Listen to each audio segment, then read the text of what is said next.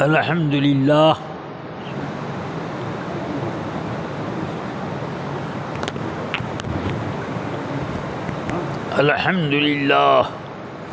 والصلاة والسلام علی رسول اللہ وعلی آلہ واصحابہ وحزب اللہ،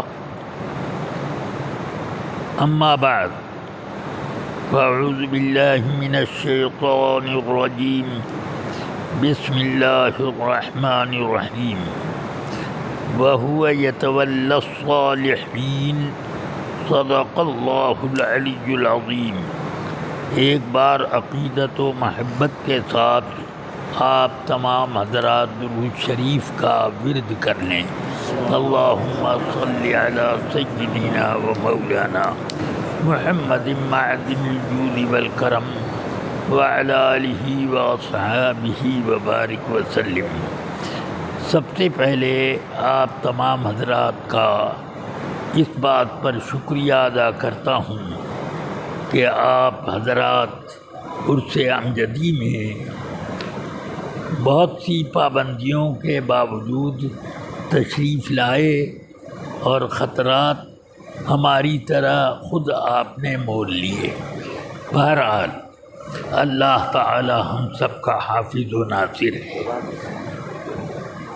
رفیقان ملت، عزیزان گرامی، عرس کی شاندار، جاندار، ایمان افروز، کفر سوز تقاریر آپ نے سماعت فرما لی۔ میں ایک بات عرض کرنا چاہتا ہوں۔ حضور صدر الشریعہ علم دین سے ایسا شغف رکھتے تھے کہ اس زمانے میں پڑھنے لکھنے کے لیے روشنی ان کے پڑھنے کے زمانے میں نہیں تھی۔ بس رات کو جو روشنی ہوتی یا تو لالٹین کے ذریعے یا چراغ کے ذریعے۔ میں نے بھی اپنی زمانے طالب علمی کی راتوں کا زیادہ تر حصہ مسجد کے چراغ میں ہی گزارا ہے، اور اسی میں مطالعہ کرتا تھا، اور اسی میں جو کچھ بحث و تکرار وغیرہ بھی اسی روشنی میں کرتا تھا۔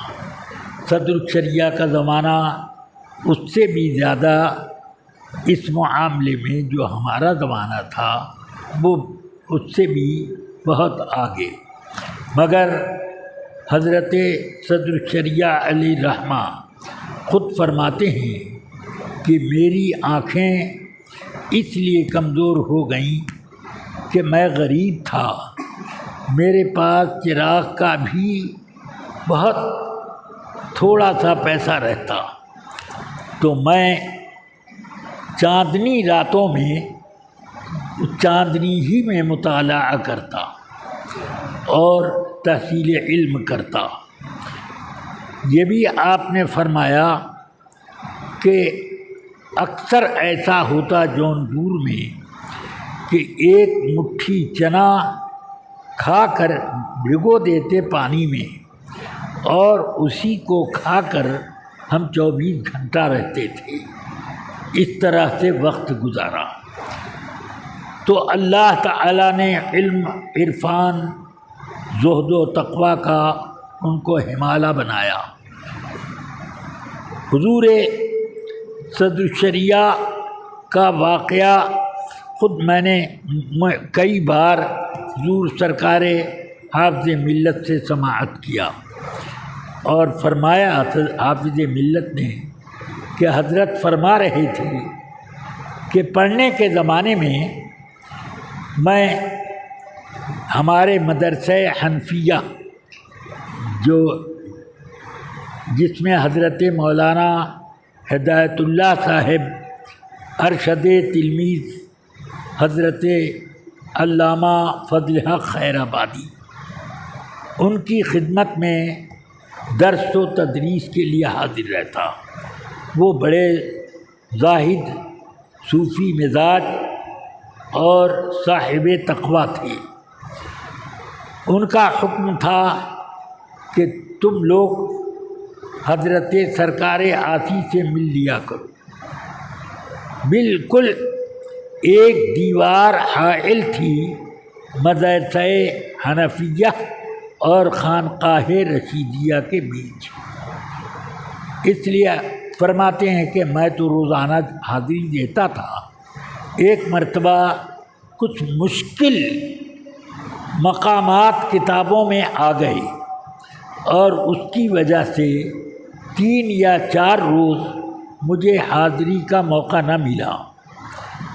فرماتے ہیں کہ جب پہلی حاضری کے لیے میں ان کی خدمت میں پہنچا تو سلام کیا، جواب ملا۔ فرمایا کیا نام ہے؟ میں نے کہا امجد علی۔ تو فرمانے لگے کہ نہیں، آج سے تمہارا نام مخلص ہے، آج سے تمہارا نام مخلص ہے۔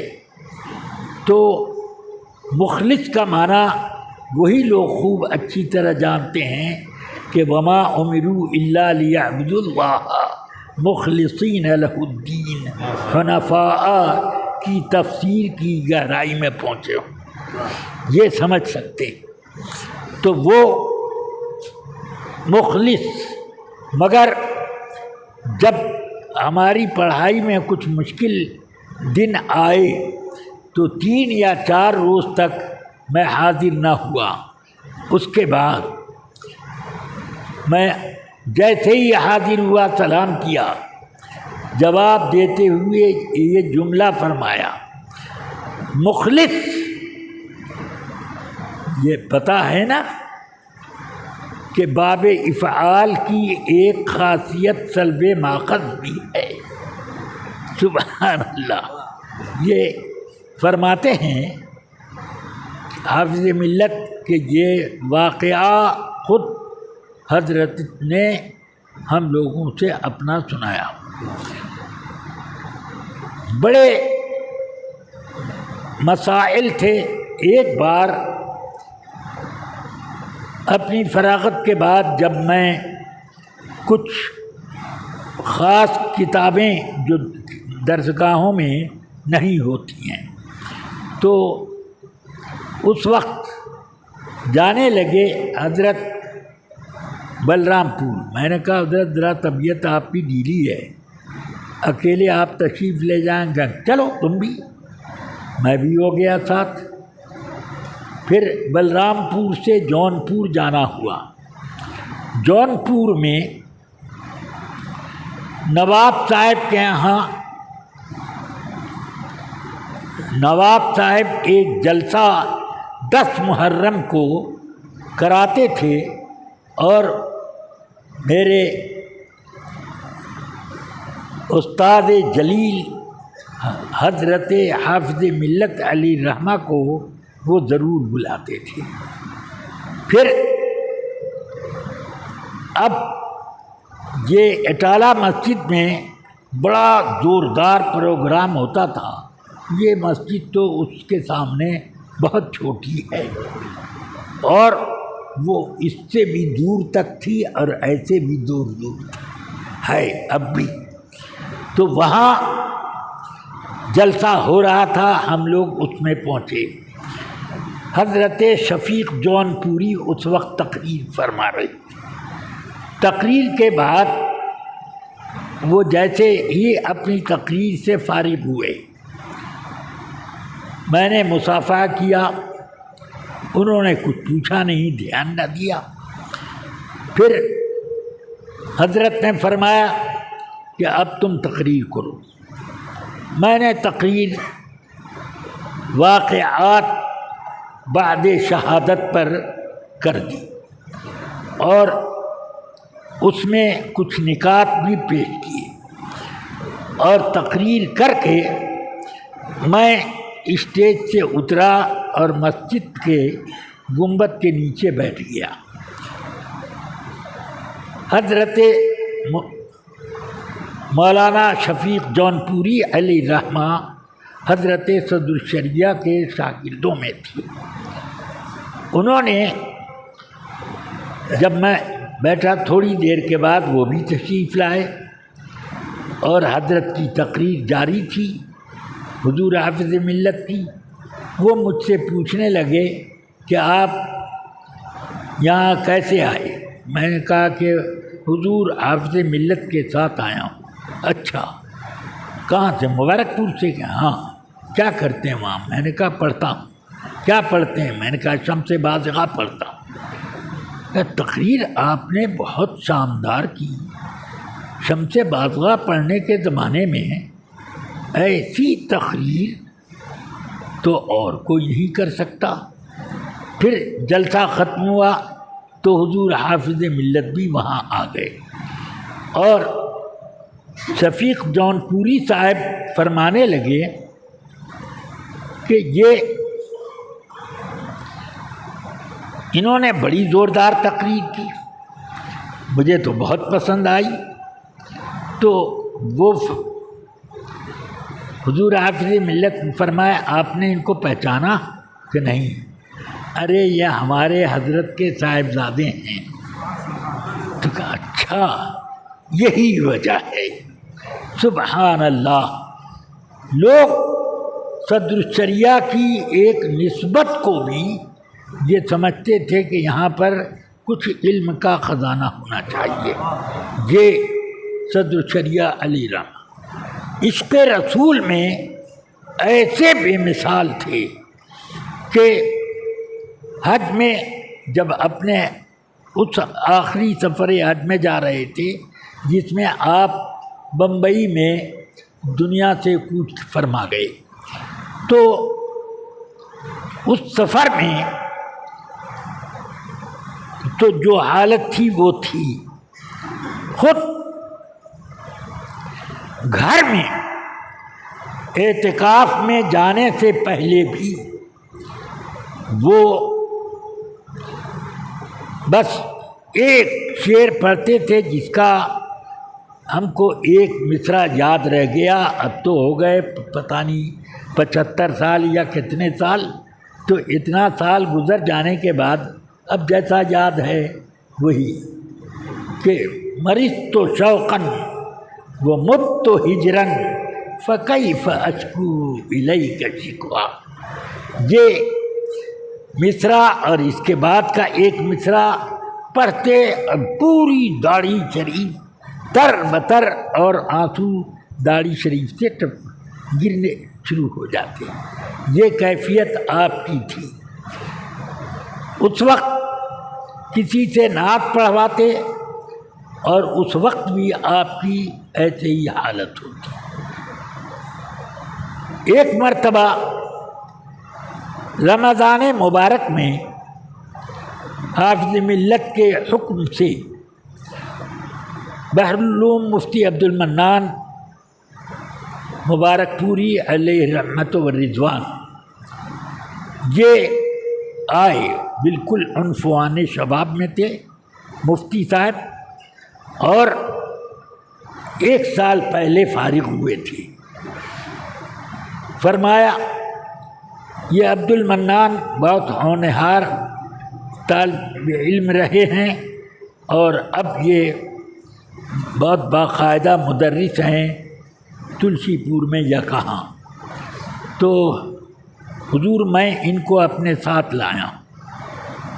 بہت عرصہ گزر گیا یہ بات سوچتے سوچتے، کچھ حضرت کے کوائف و حالات خود حضرت کی زبان سے لکھے جائیں، ان کو میں چھوڑ کے جاؤں گا، حضور لکھوا دیں۔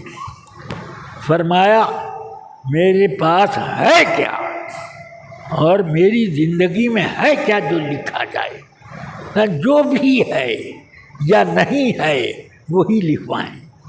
حافظ ملت بھی بالکل تل گئے۔ فرمایا اچھا ٹھیک ہے عبد المنان یہیں رہو، کھانے پینے کا انتظام جو میرا ہوتا ہے وہی تمہارا ہوگا، میرے ساتھ کھایا پیا کرو۔ تو وہ رمضان سے پہلے آئے تھے، رمضان کی کئی تاریخیں گزر گئیں، کام شروع نہ ہوا، پھر اس کے بعد شروع کیا، چلا کام، تھوڑی دیر لکھواتے اور وہ لکھتے۔ مفتی عبد المنان صاحب فرماتے ہیں کہ جب رمضان کی 20 تاریخ آئی، فرمایا مولوی عبد المنان اب تم مبارک پور واپس جانا چاہتے ہو تو جاؤ، کیونکہ اب میں اعتکاف میں جا رہا ہوں، مسجد میں دنیا کی بات میں نہیں کر سکتا۔ تو وہ کہتے ہیں کہ میں رک گیا، پھر بھی ایک رات 2-2:30 بجے میری آنکھ کھلی تو الا اللہ کی آواز میرے کان میں آئی۔ میں غور کرنے لگا کہ اتنی رات کو کون الا اللہ کر رہا ہے، کدھر ہے؟ تو مجھے اپنی چارپائی کے نیچے سے آواز آئی، تو میں نے چارپائی کے نیچے جھانکا تو اس میں بھی آواز نہیں، کوئی نہیں۔ پھر دائیں، پھر بائیں، کبھی اوپر، کبھی سے، یا اللہ، میں حیرت میں پڑ گیا کہ یہ آواز آ رہی ہے کدھر سے۔ تو بہت دیر غور کرنے کے بعد خیال آیا مجھ کو کہ چلو مسجد میں دیکھیں۔ تو مسجد میں پہنچا، دروازہ بھیڑا ہوا تھا، کھولا میں نے، اور جیسے ہی کھولا تو میں نے حضرت کو دیکھا کہ وہ ضرب جہری میں مصروف تھے۔ تو خود مفتی صاحب فرماتے ہیں کہ اس سے مجھ کو یہ معلوم ہو گیا کہ حضرت کو تصوف میں ایسا عبور حاصل تھا کہ آپ کی آواز ذکر الہی میں چوطرفہ جاتی تھی، یہ کیفیت تھی۔ پھر اب حضور حافظ ملت علی رحمہ نے یہاں عرس ہی میں اپنی تقریر میں فرمایا کہ حضرت صدر الشریعہ جب ہم لوگوں کو اجمیر شریف پڑھاتے تھے تو ہمارے ایک ساتھی تھے مولانا محمد صدیق صاحب خیرآبادی رنگیلے شاہ، ہمیشہ وہ گیروا کرتا، گیروا تہمد اور گیروا ٹوپی یا گیروا امامہ یہی اپنے سر پر رکھتے تھے، بدن پر رکھتے تھے۔ صدر الشریعہ نے کبھی اس بارے میں ان سے کوئی بات ہی نہ کی کہ تم یہ لباس کیوں پہنتے ہو، ٹھیک ہے۔ ان کا ذوق تصوف کی طرف بہت زیادہ تھا۔ ایک بار انہوں نے حضرت سے چھٹی لی چند دنوں کی کہ حضور میں خواجہ صاحب کے چلہ پر چلہ کرنے جا رہا ہوں، تو وہ وہاں پر چلہ کر رہے تھے۔ 2 روز یا 3 روز کے بعد یہ اطلاع آئی کہ ان کی طبیعت بہت زیادہ خراب ہے۔ تو فرماتے ہیں کہ مجھے صدر الشریعہ نے ساتھ میں لیا اور ساتھ میں لے کر فرمایا کہ مولوی صدیق کی طبیعت خراب ہے، وہ چلے شریف پر ہیں، چلو عیادت کر لی جائے۔ تو حضرت صدر الشریعہ مجھے لے کر حافظ ملت فرما رہے ہیں مجھے لے کر وہاں پہنچے اور چلے شریف کی چوکھٹ پر بیٹھ گئے۔ فرمایا مولوی صدیق ادھر آؤ۔ آئے۔ تم ذکر کیسے کرتے ہو یہ بتاؤ۔ تو انہوں نے کہا میں ایسے ایسے اپنا گردن اردن گھما کے سب بتایا ایسے ذکر کرتا ہوں۔ کہ یہ تمہاری بیماری اسی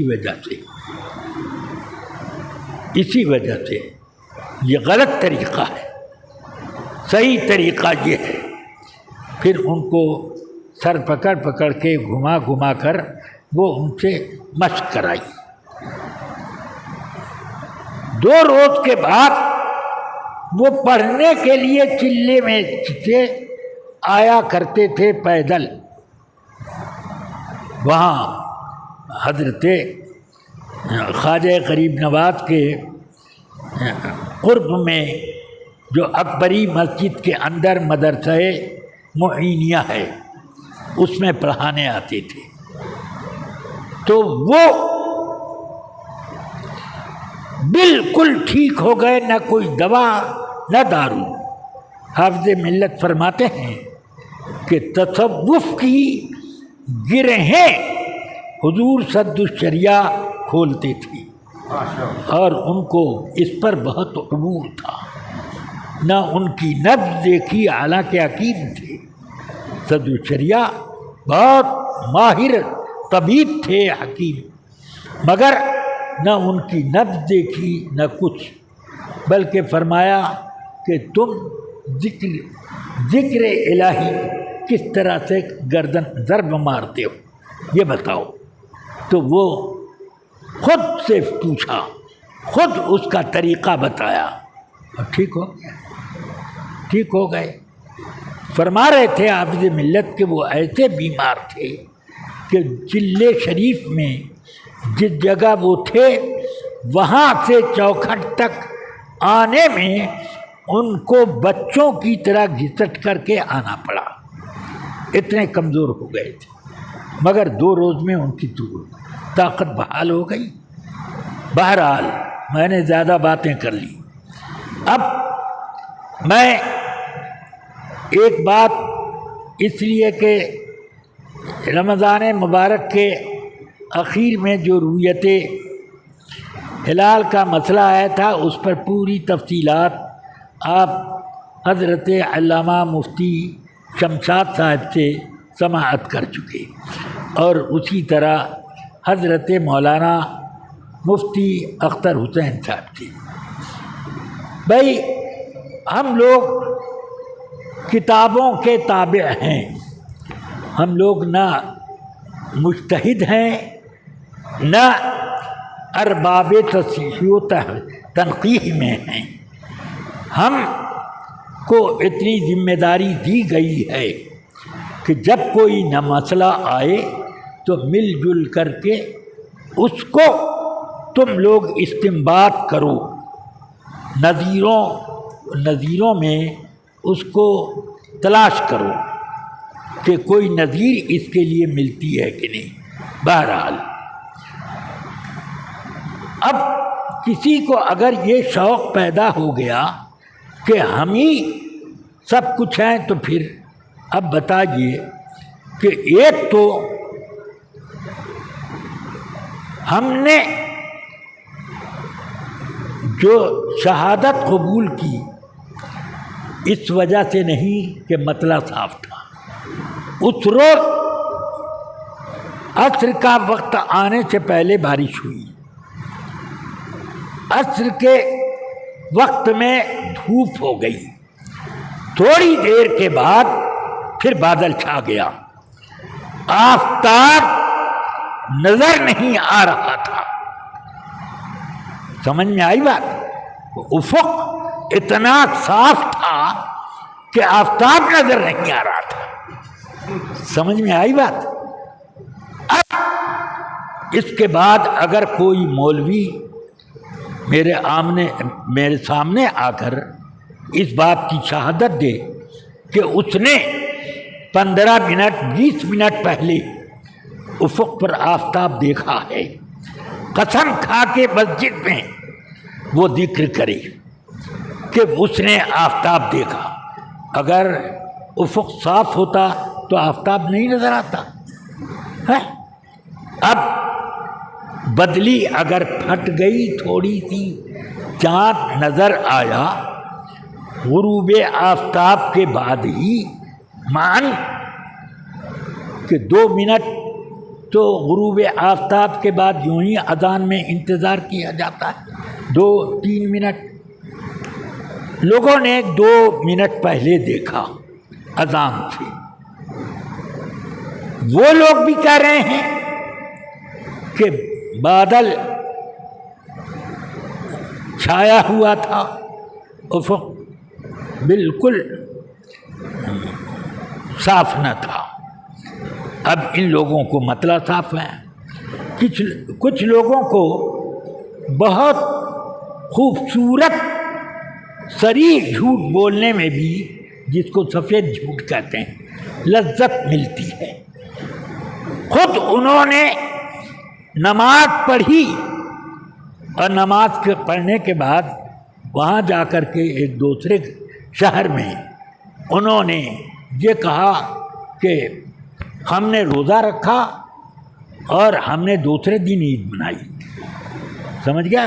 افق بالکل صاف تھا۔ یہ ایک صاحب گواہی دینے والے یہی کہ اور تھے، ان کا بھی نام کچھ واٹس ایپ وغیرہ پر آیا کہ انہوں نے روزہ رکھا اور دوسرے دن انہوں نے منکاپور میں جا کر کچھ لوگوں کو بلا کے نماز پڑھی۔ یہ سامنے ہے منکاپور۔ انہوں نے یہ بھی کہا کہ میں نے روزہ رکھا تھا، اور ٹھیک اسی روز دوپہر کے وقت مولانا رضوان صاحب کے مکان کے سامنے جو پان کی دکان ہے وہاں پر کھڑے ہو کر پان چبا رہے تھے۔ اتنا زبردست روزہ رکھا تھا کہ پان چبانے سے بھی نہیں ٹوٹا۔ ہاں، تو اب ایسے سچے لوگوں کی شہادت جو مفتی قبول کرتا ہے، اب اس تو یہ وہی ہے، گر ہمیں مکتبو ہمیں ملا کار طفلاں تمام خواہج۔ اللہ تعالی فضل فرمائے۔ دورہ جی کا واقعہ آپ نے سنایا جی، انہوں نے اپنے حساب کی 29 اور ہمارے حساب کی 30 تاریخ کو، جو دھورا جی والوں نے، بہت سے لوگوں نے چاند دیکھا تھا، تقریباً 15 لوگوں نے چاند دیکھا۔ انہوں نے فون سے سب بیان لیا تو ان کا بیان یہ نشر ہوا کہ 5 شہادتیں مجھ کو ملی اور نصاب شہادت کا پورا نہ ہو سکا، اس لیے چاند کا کوئی فیصلہ نہیں کیا۔ 5 شہادت مل گئی۔ اس میں یہ جزیہ بھی ہے ان کا کہ 5 شہادت، مطلع صاف تھا کہ وہ کیسا تھا یہ ذکر ہے؟ مطلع صاف تھا جی، وہاں مطلع صاف ہے۔ ٹھیک، چلیے، وہاں مطلع صاف تھا۔ 5 شہادت کا کورس نہیں پورا ہوا۔ ان کو کہنا چاہیے تھا کہ یہ شہادت صفائے مطلع کی وجہ سے قابل قبول نہ تھی۔ تو بہرحال جو کچھ بھی ہو، اللہ تبارک و تعالی رحم فرمائے۔ اور تعجب ہے کہ وہ فتویٰ دیتے ہیں اس بات کا کہ ٹیلی فون پر ایک طرف مرد ہو، ایک طرف عورت، اور 2 گواہ کسی ایک طرف ہوں، تو ایجاب قبول نکاح کرنے سے یہ نکاح نہیں ہوگا۔ ضرورت ہے شاہدین کا حضور مجلس نکاح جس جگہ ایجاب اور قبول ہو رہا ہے اس جگہ دونوں گواہ موجود ہوں اور یہ نکاح نہ ہوگا. ٹھیک ہے، ہم بھی اس کے قائل ہیں، نکاح نہ ہوگا. مگر یہ کیسی شہادت ہے کہ اگر ٹیلی فون سے آوے تو شہادت قبول چاند کی، اور اگر وہ ٹیلی فون کی شہادت آ جائے نکاح کے بارے میں تو بالکل چوپٹ. یہ ذرا سا دونوں رخ پر غور کیجیے گا، یعنی ناکح اور منکوح دونوں کا. ہاں، ادھر گواہ ہوں یا ادھر ہوں. بہرحال آپ سے مجھے عرض کرنا ہے کہ حضور صدر الشریعہ نے اپنے تمام بچوں کو اور بچیوں کو تحصیل علم دین میں لگایا. یہ ایک بڑا اہم کام. اور کسی کو جنرل لائن میں پڑھنے کے لیے نہیں بھیجا. سمجھ گئے آپ؟ ان میں سے میں بھی ایک ہوں، اور مجھ سے بڑے جتنے تھے سب کا یہی حال، اور مجھ سے چھوٹے تو یہ مولانا بہاء المصطفیٰ صاحب اس وقت شاید سپارہ وغیرہ پڑھتے رہے ہوں، اور مولانا ثناء المصطفیٰ صاحب قرآن شریف وغیرہ پڑھتے رہے ہوں گے. اور میں اس وقت ابا جی کی توجہ سے اور ان کے کرم سے میں فارسی کی کتابیں پڑھتا تھا، اور وہی خود پڑھاتے تھے. فارسی اول پوری پڑھائی، فارسی دوم خود پوری پڑھائی آپ نے، اس کا منظوم و منثور دونوں اس طرح سے وہ بھی. پھر اس کے بعد گلستان بوستان کے اسباق، اور اسی بیچ میں پھر نحمیر، میزان منشعب، یہ سب تعلیم دی الحمدللہ. اس طرح میں بہت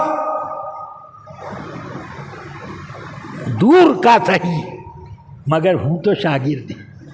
صدر الشریعہ کا ایک نالائق فرزند بھی ہوں اور صدر الشریعہ کا ایک نالائق شاگرد بھی.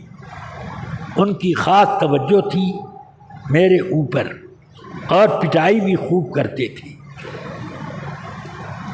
میزان منشعب غالباً 1 مہینے یا سوا مہینے میں دونوں کتابیں ختم کرائیں، مگر پڑھانے میں پتہ نہیں 2 گھنٹے یا 3 گھنٹے کتنے لگتے تھے. جتنے منشعب میں مصدر ذکر کیے، جیسے باب نصر میں الدخول، القتل، الفتل، یہ اس طرح سب کی صرف صغیر صرف کبیر کرنی پڑتی تھی. ہاں، صرف صغیر اور صرف کبیر دونوں یہ وہ سنتے، یہاں تک کہ منشعب کے آخری باب تک یہی سلسلہ رہا.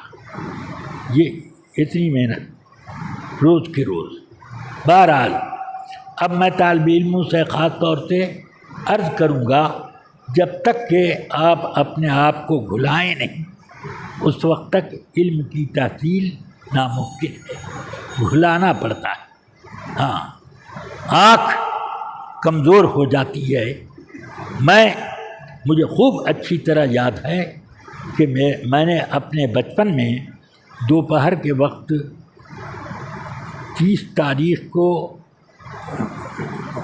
دوپہر کے وقت چاند دیکھا ہے. 2 مرتبہ کم سے کم تو پکا یاد ہے. اور میں نے ہی اکیلے نہیں دیکھا، سینکڑوں لوگوں نے دیکھا. اعتکاف میں تھے. صدر الشریعہ لوگ کہیں کہ یہ چاند کل کا ہے، اسی لیے تو آج دکھ رہا ہے. تو یعنی بالکل زوال کے وقت وہ دکھا.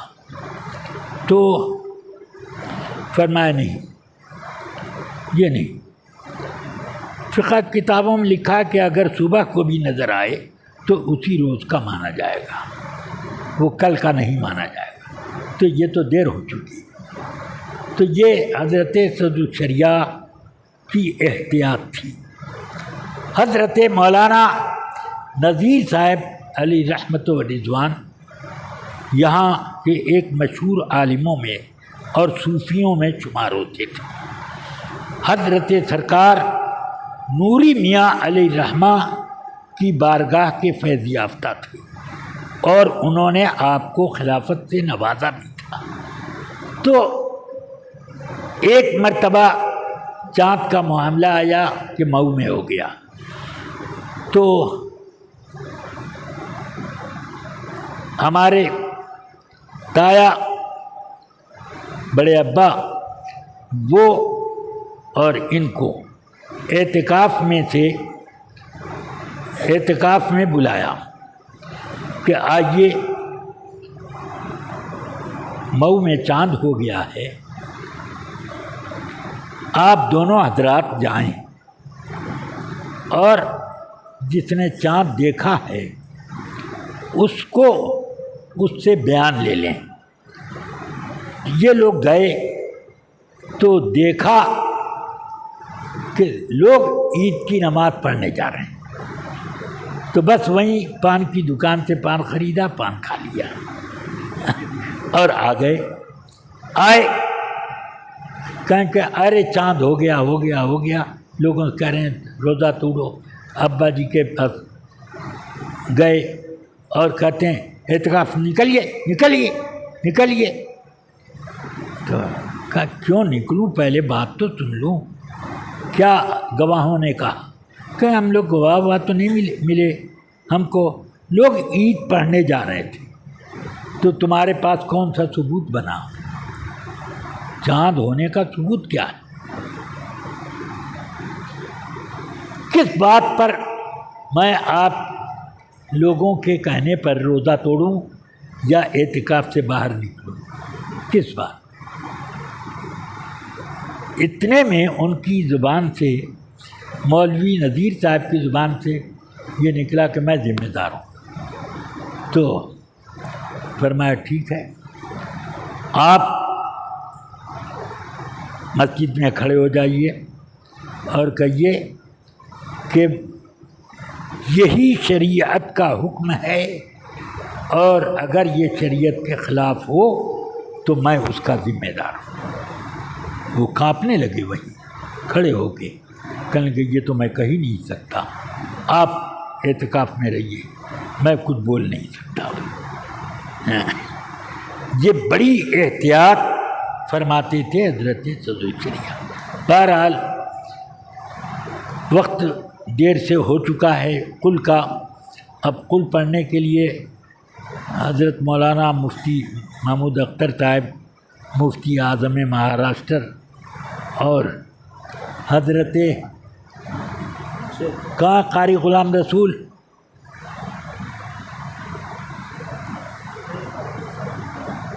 چلیے تھوڑا تھوڑا آپ لوگ پڑھ لیجئے، اب ختم کیا جائے.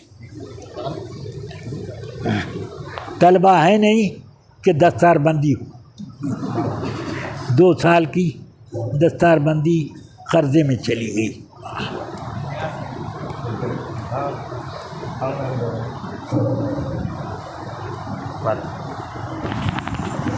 یہ کس کا؟